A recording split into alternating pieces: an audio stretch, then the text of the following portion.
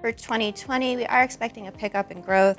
The IMF is projecting 1.8% for this year, largely due to reduced political uncertainty and policy uncertainty, a projected pickup in global growth, as well as accommodative monetary policy, both regionally and globally.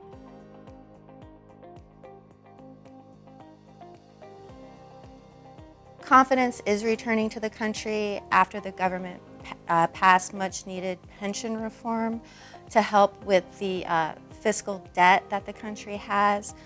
President Bolsonaro is also putting forth an agenda this year to improve the business operating environment. He's putting forth several measures, which include tax reforms.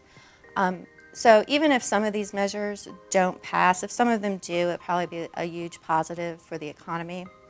For Mexico, it's more of a mixed story. Mexico is the region's second largest economy. The country is forecast to grow 1.3%, which is an uptick from 0.4% this year. However, growth will be largely led by increasing consumer demand. We would expect an improvement in the economic environment to increase the demand for insurance products. Cycle-sensitive lines such as auto and surety will be more sensitive to an upturn in the economy. Additionally, any growth in GDP per capita will also be a positive for the life insurance sector. The region does have relatively low penetration rates, so there is a lot of potential for growth.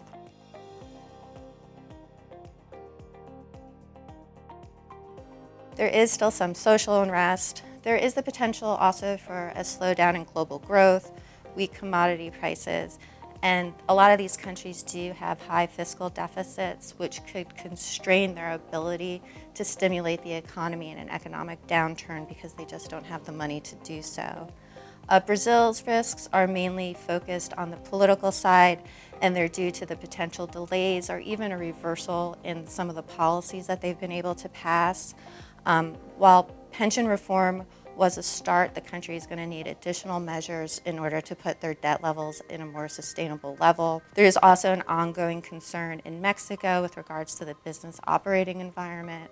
President Obrador did initiate several policies that were largely unpopular with the business community during his presidency.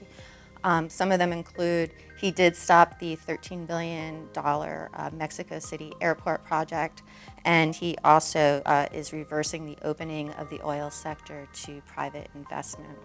There are also concerns in Colombia that the unpopular administration will be unable to also push forward some business reforms that the country needs to try to attract foreign direct investment.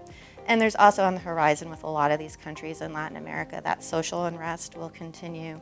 We kind of see that in places like Chile, Colombia, Bolivia, Ecuador, as well as Costa Rica. All of these headwinds do have the potential to slow down growth in the region by increasing uncertainty, reducing foreign direct investment, as well as decreasing consumer confidence in the region, which will reduce spending.